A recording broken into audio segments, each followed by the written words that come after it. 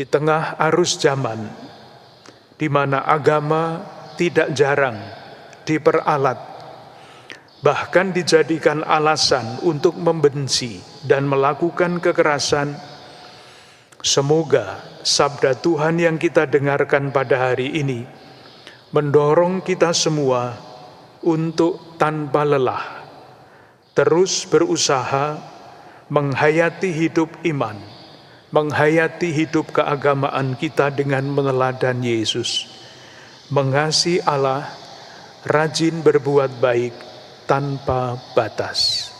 Walau pandai dan gagah perkasa, percumalah tanpa cinta kasih. Cinta kasih Allah dicurahkan dalam hati umatnya oleh Roh Ilahi, sumber kekuatan yang dikurniakan pada kita. Dalam nama Bapa dan Putera dan Roh Kudus. Amin. Damai bersamamu Dan bersama rohmu. Saudari-saudaraku yang terkasih, kita merayakan Ekaristi untuk bersyukur kepada Tuhan atas karya kasih-Nya yang membuat hidup kita bermakna. Kita juga merayakan Ekaristi agar hari demi hari hidup kita menjadi semakin ekaristis. Yakin bahwa kita adalah pribadi-pribadi yang dipilih oleh Tuhan, diberkati agar kita rela dipecah-pecah untuk dibagi-bagikan. Kita bawa ke hadapan Tuhan ujub pribadi kita masing-masing, ujub keluarga dan komunitas kita. Kita ingat di dalam doa-doa kita, saudari-saudara kita yang minta kita doakan.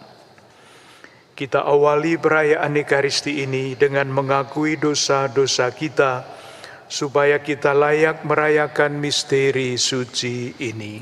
Tuhan, kasihanilah kami, sebab kami telah berdosa terhadap Engkau. Tunjukkanlah belas kasihan-Mu kepada kami, Tuhan, dan anugerahkanlah keselamatan-Mu kepada kami. Semoga Allah yang Maha Kuasa mengasihani kita, mengampuni dosa-dosa kita, dan menghantar kita ke hidup yang kekal. Amin. Saudari-saudaraku yang terkasih, kalau kita memahami latar belakang kisah mengenai Yesus yang ditanya oleh seorang ahli Taurat tentang perintah mana yang paling utama, mungkin kisah ini akan lebih bermakna bagi kita. Kebiasaan untuk minta pendapat mengenai yang paling penting di dalam kumpulan hukum adalah hal yang biasa pada zaman Yesus hidup. Mengapa diskusi semacam itu bisa muncul? Menurut keyakinan pada waktu itu, Musa menerima 613 hukum di Gunung Sinai. Ada yang merupakan perintah, ada yang merupakan larangan. Ada yang cenderung untuk menambah dengan segala macam peraturan yang lain. Ada juga yang sebaliknya, cenderung untuk meringkasnya menjadi pegangan yang dasar.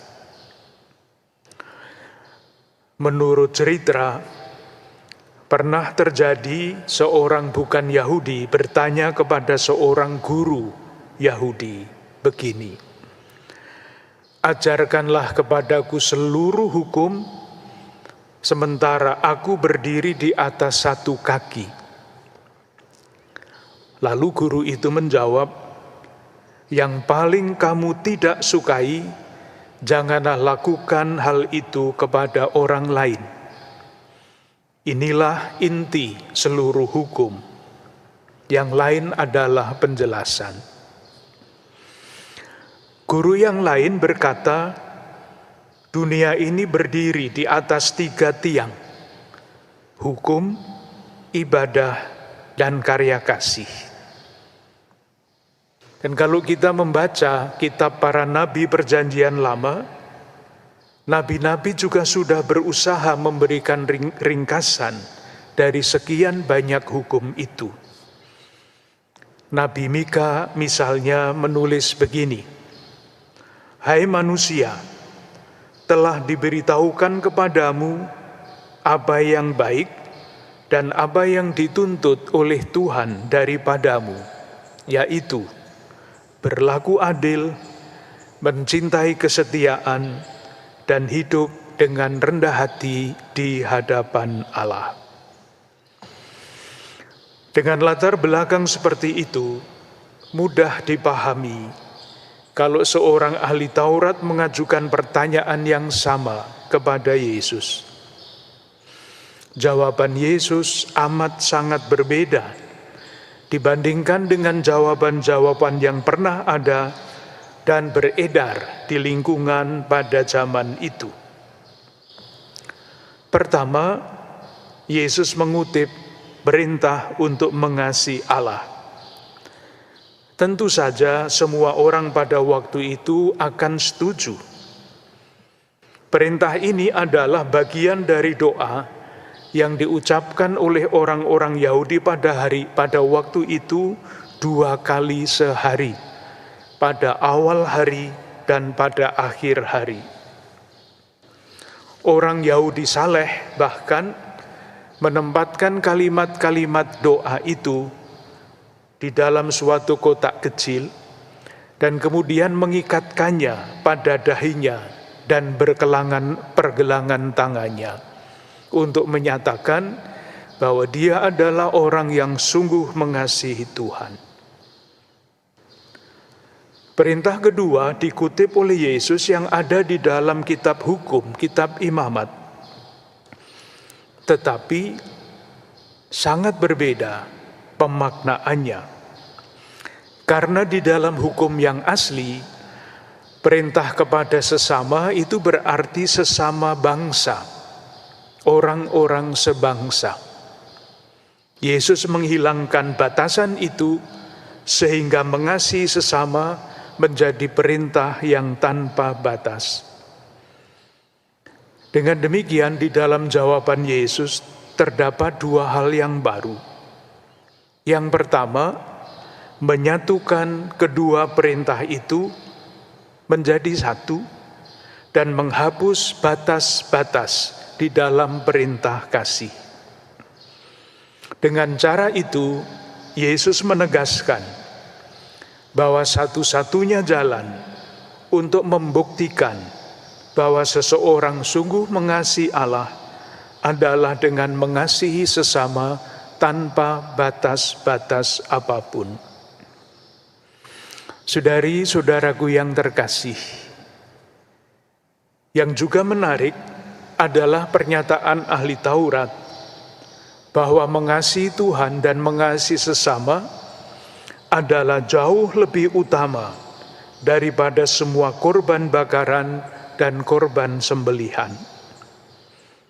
Apapun penjelasan dari kata-kata ini, berkaitan dengan iman, ada 2 istilah yang bisa dibedakan, tidak dipisahkan, yaitu ungkapan iman dan wujud iman. Iman kita ungkapkan di dalam bentuk ibadah, doa, ziarah, dan sembah bakti lainnya.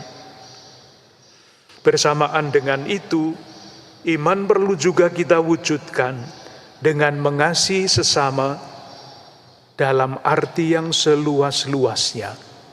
Dan kiranya bisa ditambahkan juga bukan sekedar mengasihi sesama, tetapi juga mengasihi seluruh alam ciptaan Tuhan. Saudari-saudaraku yang terkasih, pertanyaan terakhir yang dapat kita ajukan adalah ini. Mengapa Yesus sampai pada kesimpulan itu? Jawabannya sederhana. Yesus tidak membuat kesimpulan spekulatif ataupun kesimpulan teoritis. Yang ia nyatakan adalah yang ia lakukan. Seluruh hidup Yesus adalah penampakan kasih kepada Allah yang dijalani dengan kesadaran penuh dan dengan pengertian yang utuh, dengan segenap hati, segenap jiwa, segenap akal budi dan kekuatan. Bersamaan dengan itu mengenai karya, Yesus diceritakan bahwa ia selalu berjalan keliling sambil berbuat baik kepada siapapun tanpa batas, tanpa membeda-bedakan. Dengan cara ini, Yesus menuntun ahli Taurat yang bertanya kepadanya pada pemahaman agama yang sejati. Yesus berkata bahwa ahli Taurat itu tidak jauh dari kerajaan Allah. Saudari-saudaraku yang terkasih, di tengah arus zaman, di mana agama tidak jarang diperalat, bahkan dijadikan alasan untuk membenci dan melakukan kekerasan, semoga sabda Tuhan yang kita dengarkan pada hari ini mendorong kita semua untuk tanpa lelah terus berusaha menghayati hidup iman, menghayati hidup keagamaan kita dengan meneladani Yesus, mengasihi Allah, rajin berbuat baik tanpa batas. Dengan harapan ini, marilah kita lanjutkan ibadah kita. Kita akhiri ibadat kita dengan mohon berkat Tuhan. Tuhan bersamamu dan bersama rohmu. Semoga kita sekalian, keluarga-keluarga dan komunitas kita, saudari-saudara yang kita doakan secara khusus di dalam perayaan Ekaristi ini, selalu dilimpahi berkat, perlindungan dan damai sejahtera. Dan semoga persaudaraan kita, pelayanan dan perutusan kita diteguhkan oleh Allah yang Maha Kuasa, Bapa dan Putera dan Roh Kudus. Amin. Dengan demikian ibadah kita sudah selesai, kita diutus untuk mewartakan kebaikan Tuhan. Syukur kepada Allah. Selamat hari Minggu, salam sehat berlimpah berkat. Amin.